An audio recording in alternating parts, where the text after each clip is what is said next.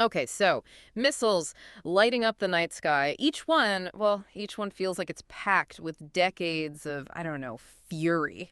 That's Yeah. what we're looking at with Iran's latest move against Israel. And trust me, we are just seeing the tip of the iceberg here. We're doing a deep dive on this whole thing today, this conflict, because understanding the why these missiles, it's crucial. And you've shared some seriously insightful articles, especially from Al Jazeera, and they paint a picture that is, well, complex and concerning, to say the least. So first things first, Iran's claiming these missile launches are retaliation, but retaliation for what exactly? Well, they point straight to Israel's actions in Gaza and Lebanon, specifically the killings of those key figures in Hezbollah and Hamas. And that's actually where things get really, really interesting.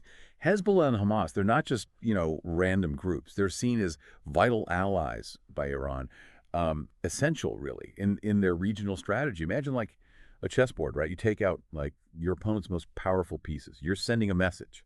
And that's how Iran's interpreting this loss of these leaders. It's a direct attack, not just on their allies, but on Iran itself. And the Al Jazeera article really brings that home. It even quotes Iran using that phrase unbridled madness to describe what Israel is doing. It's strong language for sure, meant to really capture the outrage they feel and the need for a response, a powerful one. But what really struck me, I don't know about you, is how the article gets into the scale of Israel's operations in Lebanon. We're talking ground troops, constant bombardment, a crazy number of casualties, and even more people having to flee their homes. It really just lays bare the situation that Iran is reacting to, doesn't it? And that context is so important because we're looking at these missile strikes, right? But the situation in Lebanon, it adds a whole other, I don't know, a whole other layer of complexity and danger, really. Yeah. It's completely intertwined with the history between these two, between Israel and Iran. Every single action there has these ripple effects across the whole region from where Iran sits.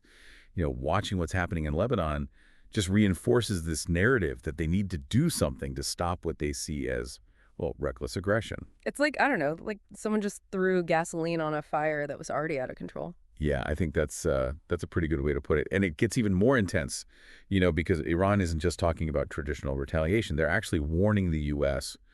about an unconventional response if Israel keeps going down this road, if they escalate things further. Now, this is where it gets really interesting to me. Unconventional response. What does that even mean in this whole thing? I mean, it kind of sends shivers down my spine, to be honest. Yeah, no, I get that feeling, unconventional response. In this case, we're talking about stuff that goes way beyond, the usual military action. We're talking about cyber attacks.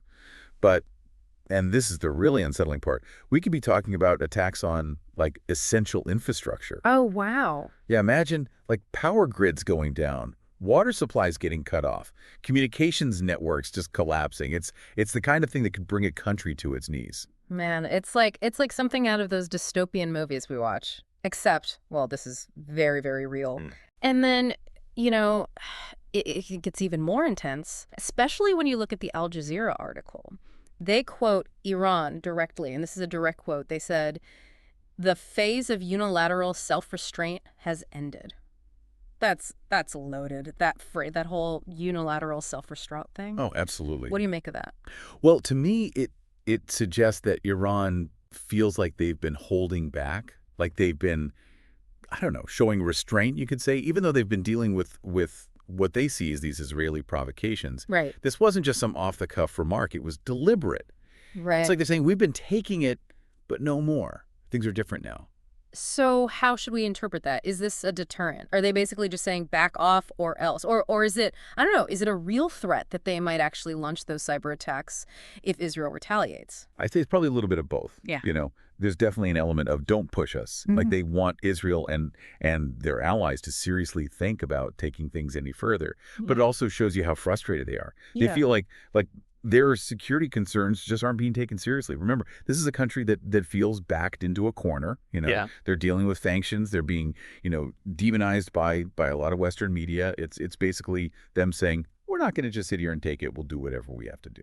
And that's, I think, where the U.S. comes into all this, right? Because let's face it, the U.S., they're not just some bystander. That Al Jazeera piece, it really underscores how much the U.S. supports Israel. I mean, both in terms of military and even just, diplomatically. Yeah. Exactly. The U.S., they've always been Israel's biggest ally. And that just makes this whole thing so much more complicated. You see, from Iran's point of view, any move they make against Israel, even something like a cyber attack, well, it could be seen as a challenge to the U.S. too. Right. And then you're talking about, a much, much wider conflict. Yeah. You might even see other countries getting dragged into it, global powers even. It's like you said earlier, it's this tangled web, and it seems like any little thing could set off like a chain reaction and not a good one.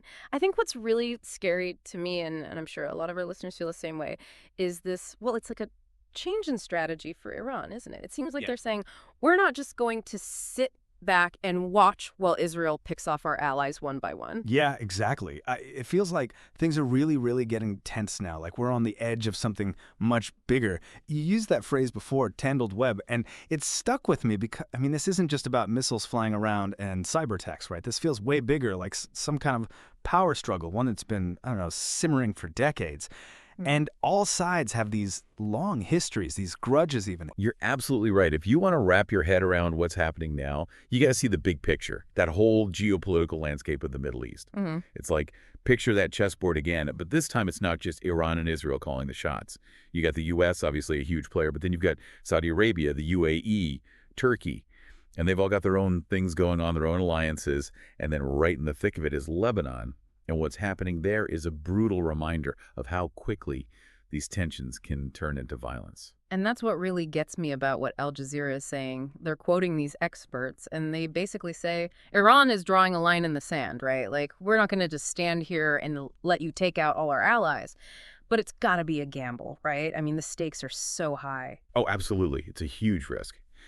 The big question is, what are they hoping for in the end? Are they trying to head off an even bigger conflict, like make it too risky for Israel to even consider? Or, and this is the scarier thought, have they decided that things have shifted enough that they can actually force a change? Nobody knows for sure, not really. And that's what makes this whole thing so volatile and so dangerous.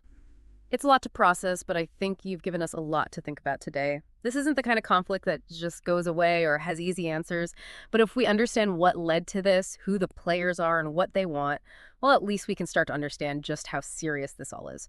So to everyone listening, keep paying attention to this one, because the stakes couldn't be higher.